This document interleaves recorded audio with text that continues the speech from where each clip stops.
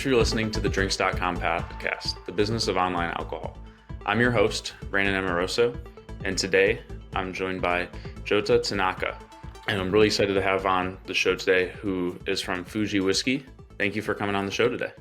Before we jump into things here, can you give everybody just a quick background on yourself? Yes. My name is Jota Tanaka. I am a master blender for Fuji Gotemba Distillery. And I am a second master blender in our 50-year whiskey making history.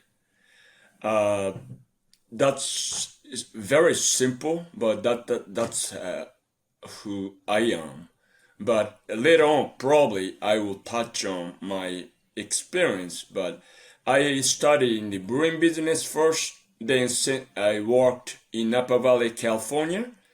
Then later on, I had opportunity to work in Kentucky at the Four Roses Bourbon Distillery. That's what made me who I am right now. How did you ultimately, get into the alcohol industry? Was it in your family, or how did that happen? Just graduated from university in Japan, I joined the Kirin Brewery, which is a brewing company. Mm-hmm. But I joined the company just wants to work in the future abroad, especially the U.S., because of some experience in my college days. But that's the only thing. But 1 year after joining to the company, my boss, I was sent to the Napa Valley. My boss told me, "You go to Napa, no choice." That's I didn't know anything about Cabernet Sauvignon or Chardonnay, such a tongue biting. Mm-hmm. I drank back then. I just enjoy red and white, kind of sweet, Jaguar so-called, but I loved it. Then my dream was back then becoming a winemaker, making my own wine and sell myself. But ended up just going back to Japan, and then later I became the blender at the Fuji Gotemba Distillery, current where the place where I work right now.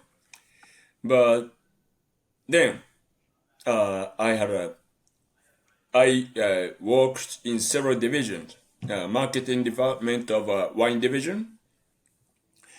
Then later on, I had an opportunity to work for Roses, which was 2002, and ended up working in Kentucky 7 years, to 2002 to 2009. That really, I loved bourbon making. I really enjoyed working there with people at the Four Roses. People are so passionate about it, and people are proud of the product. Then I had to go back. Mm-hmm. I had a next mission, which is current. Became a chief blender. Then 2017, I became master blender, second master blender in history. Then where I am. And for those that are listening, where is your location and where's your property located? Our Fuji Gotemba Distillery is located at the foot of Mount Fuji. Mount Fuji is a symbol of Japan. But we are from the distillery to the peak of Mount Fuji, less than 7.5 miles. Literally, we are at the foot of Mount Fuji. What town is that? Town or city name is Fuji Gotemba. Okay. City, Gotemba City, or City of Gotemba. That's the name of whole area. We are in the city, but literally really remote. Our area, nothing but open field and rush forest. It's not city like that. Yeah.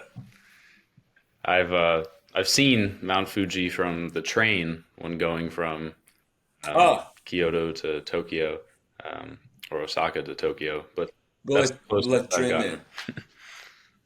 Ah, but you got lucky. Sometimes Mount Fuji is covered Yeah. with a cloud or mist, so many people were disappointed. So they cannot see at all, even sign of it. So Yeah, we go. we got pretty lucky for one of the Pardon? days. It was Yeah, completely yeah, I clear, and think so you could too. see it actually from downtown Tokyo, which was crazy. Hmm. Um, so you've been in the alcohol industry for quite some time, Yes, yeah, over 30 plus years.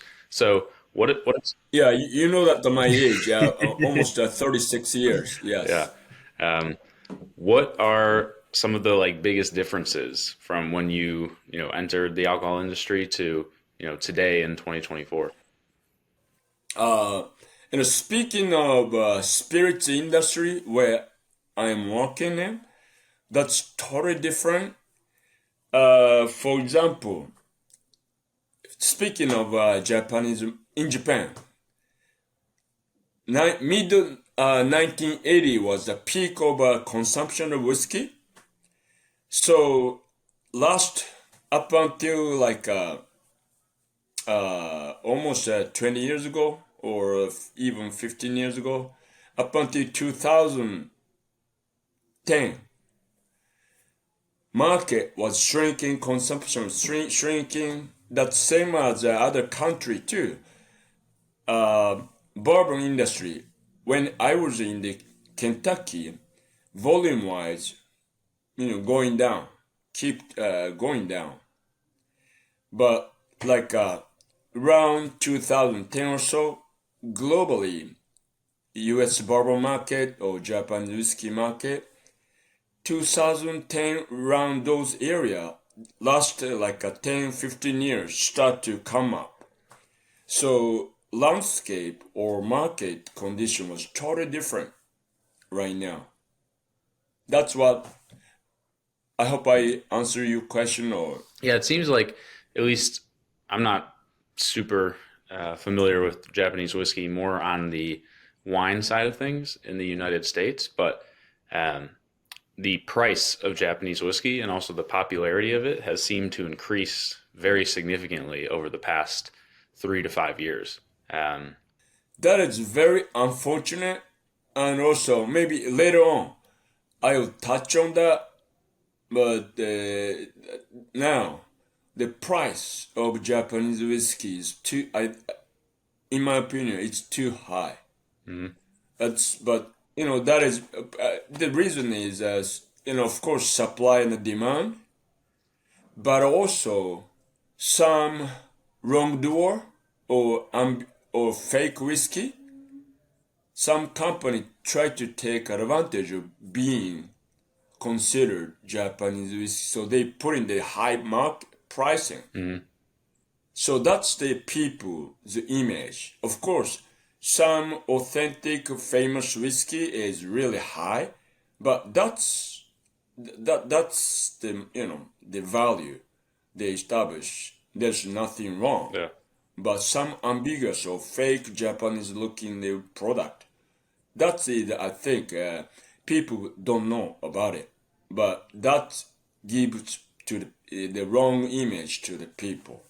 got it. That makes sense. Can you explain for everybody that's listening, you know, how the process of, whiskey making actually takes place? Like you as the master blender, what does that look like in a given year? Taking the product all the way from inception to finished in the bottle and being sold to consumers in stores. Because typically, I'm used to on the wine side of things with the grapes and the fermentation process and whatnot. So how much of that is similar or comparable to whiskey? And then, what do the differences look like for you in your process? Okay, first of all, big differences is whiskey spend years and years in a barrel Mhm. versus the wine. Wine for Chardonnay white wine is several months up to maybe 1 year, 2 year. Red wine maybe 2 years or 3 years in maximum. But whiskey needs to age at least 3 years, but aged 10, 15, 20. So very long. And also, other difference is after the fermentation, wine was after fermentation, put in the barrel, store it in the barrel. But our spirits, distilled spirits, after the fermentation is over, we put in the still, so-called, to increase alcohol strengths, but also distillation, concentrating flavor and stripping out unwanted products. So come out was after the fermentation is over, lots of solids and colored like a murky water. But after come out from the still, what is very translucent, clear liquid, which is in alcohol. Sometimes malt whiskey is 70%, 140 proof. Grain whiskey is come out still. Normally, well, depends. Bourbon style whiskey, that's same as the Scotch. Malt, 70% or 140 proof. But the other grain whiskey is more than 60, which is 120, more than 120 proof, translucent. That's what we put in the barrel to age, so that they become amber in color and a lot of rich flavor develop during the aging. In a sense, distillation take place in the between. After the fermentation, prior to barrel aging, but long process, much longer, and also we call stock business. We need to store the lots of whiskey in the warehouse, looking for the market in 20 years or even 30 years. So that is a very long process. So a lot of the whiskey that you're working with, it was put into barrel even before you became the master blender because of how long the Exactly, time period is. exactly. So the blender's role is, it's like we're blending the whiskey which made by predecessors or other people. That's what we blend. But what we do is not simply blending a whiskey, but looking ahead, like 20, 30 years ahead, how much of whiskey we need and what type of whiskey we need to produce. Calculating, I hope the angel shares. During the aging, whiskey evaporates, taken by angels, so-called. That's why the whiskey is become tastier, but losing the volume and the alcohol. So by calculating those angel shares, we need to produce exact amount we need in 20, 30 years. So that production planning and also the forecasting the what kind of whiskey we need to make. Those are the stuff. Production planning and the product development or research and development. Those are lots involved. That's what being a blender, leading our teams. I guess one question I would have is how large is your production capacity? Like in a given year, how much whiskey are you making? One is in terms of production capacity, we are kind of medium, small size compared to other global whiskey distillery in the world, which is about 2 million pure alcohol liter a year. That's what our production, malt whiskey and grain whiskey. But just for example, Fuji Whisky, we're exporting to other market. This moment, currently, just a rough 80,000 cases a year, but Okay. then gradually, that's what we focus. I mean, in the future, hope that grow, and also we're making some other product too. So I don't know. What other types of products are you making? Well, for the just domestic market, people enjoy the whiskey with Mm, as a highball, so more affordable, approachable, and more versatile whiskey. I mean, for daily consumption. got it. That makes sense.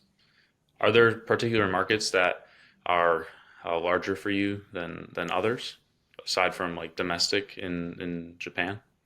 We just started to export last 7 years, Okay. and in the U.S. last 3 years, around 3 years. We just started. So differently, U.S.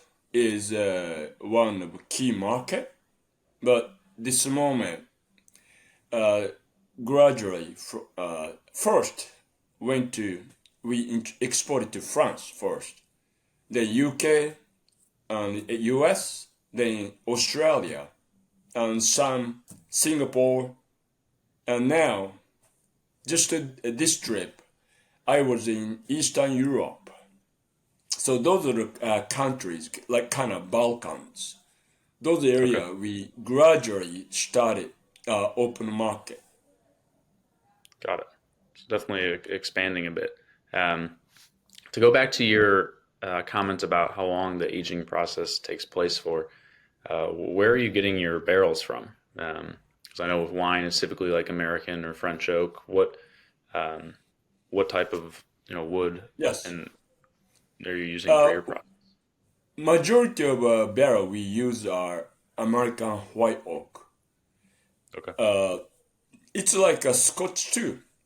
People love American white oak in terms of flavor and also durability and just the consistency and the quantity wise. American white oak is, I believe, in the best for the whiskey making. That's what we use. When it comes to the aging process, why, for example, is a 18 year versus a 12 year so much more um, limited and expensive, and same for like 25 or 30? Like, is it primarily around the time that it spends in the barrel, or are there other components and factors that go into some of the more limited and exclusive Japanese whiskeys that a consumer might see um, once you start to get to that higher, period of time in barrel?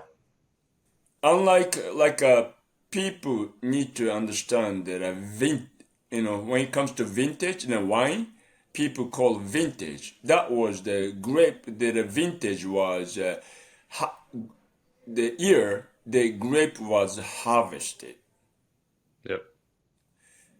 12 years, 18 years, 21 year on the whiskey. That is minimum age. If you drop 5 years whiskey into 20 or 18, 12, you have to put 5. Minimum youngest whiskey, the age of youngest whiskey will need to be put on the label. So 12 years means minimum of 12 years. But Got it. high quality, famous whiskey, that's a minimum. Blending with lots of other older or variety of limited whiskey, so that that product have more lots of flavor. So that's one thing. The most important thing is, like I mentioned, angel share. Once you put it into the barrel, whiskey evaporate.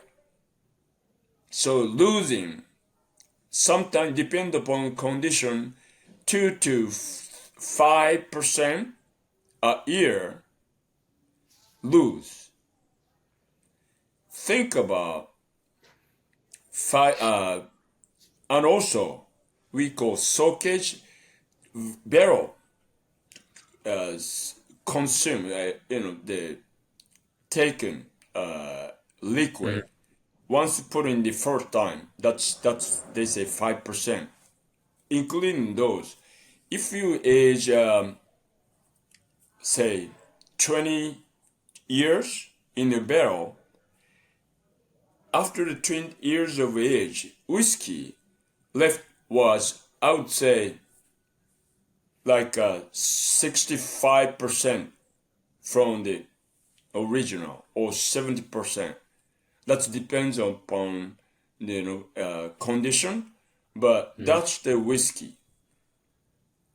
So losing alcohol, and also for long year, 12 years, 20 years, stored in the warehouse, that is a matter of economics, storage fee, and value Mhm. stay in, it's like a bank. Yeah. Nothing, no interest, minus. That makes sense. Um, how does technology play a role at all into the blending process? Okay, maybe I just assume you are from like a e-commerce technology, you're much younger than I am. One thing I Yes. tell you, really, modern technology help to improve productivity, efficiency, and also that depend upon where you use it, but sometimes really increase the safetiness.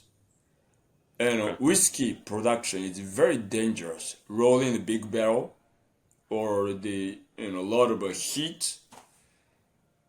People have a lot of endeavor and time to make sure produce correct. But the thing is, when it comes to analysis, blending, or those production area, the the product we're making is for people's consumption. How we can meet your palate or our consumer need, and that's a matter of human senses, or just it's not the analysis. Mhm. So although we may analyze the whiskey, but final decision is our nose, palate, and more how we can inspire people. So that's not the, how do you say, industrial product. That's more of human, how we can appeal to Mhm. human. That sense, human never be replaced by those technologies. I mean, in the production. That's Got what it. I believe. Okay. No, that makes sense. So a lot of technology plays into some of the outside factors that go into production, like the safety and productivity and things like that. But at the end of the day, the actual taste of the product comes down to, the nose, the palate, and, you know, Yeah, what consumers actually want to drink and enjoy, which is, much more difficult to optimize with technology or something like that. yeah. One example is, analysis of whiskey. You can detect a very tiny amount of some chemical, but analysis cannot tell anything. For example, we found by human senses blender, we see Hmm. some flaw or some negative character, which really people don't like. But Hmm. sometimes machine or analytical equipment cannot tell one from another. One is good, one is really bad. Sometimes that happens. Hmm. So number doesn't mean anything sometimes. There's a lot more nuance that goes into it than just being able Yeah, to yeah. plug it into a computer. When it comes to the market as a whole, over the next 20, 30 years, as that's what you're looking ahead at when you're doing production and doing your blending, um, where do you see the market going, and how does that look different compared to the last 30 years of whiskey consumption? That is a very good question, but also it's very hard to focus. Yeah. As you might know, the market, just speaking of whiskey market, we Mhm. never, like 20 years ago, I never expected whiskey grow that much as it is right now. This moment, globally, whiskey boom all over, market growing, distilleries pop up like a mushroom all over Mhm. the globe. For example, Kentucky. When I was in Kentucky, 20 years ago, in Kentucky only less than 10, 8 distillery. Now, as far as I understand, more than hundreds. So so that's for in 20 years. I don't know. Mhm. Hopefully, keep growing. But good thing is now a lot of people, newcomer and people, try to do to make good creative stuff. So in a way, new people more interested in new consumers coming in. So it's I I I I believe now we're in the good condition and people enjoy what we make. Hopefully that keep going, but you need to prepare whatever happens. And also, we are kind of stock business. We're going to keep making the whiskey, but Mhm. it's very difficult to focus. But Is at the same time, if we keep doing the same thing, people lose interest. So that's why we keep experimenting and try to make much more appealing whiskeys. got it. Well, I've got two fun questions for you to end things here versus all the nitty gritty specifics around blending. Um, Yeah? but if you had to choose one drink, what's your favorite drink? Is it a whiskey, or do you prefer maybe wine or something, or what's your favorite drink? Oh, it's tough question. But differently, wine or whiskey. Hmm. But I'll tell you, I just want to show you one thing. Yep. This is our special limited edition of single malt, which plan to introduce this market shortly. Okay. This is kind of a lot of history involved.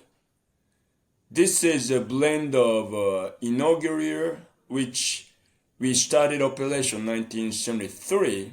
So blend of some of the whiskey distilled in 1973. So aged in the barrel almost 50 years with That's more crazy.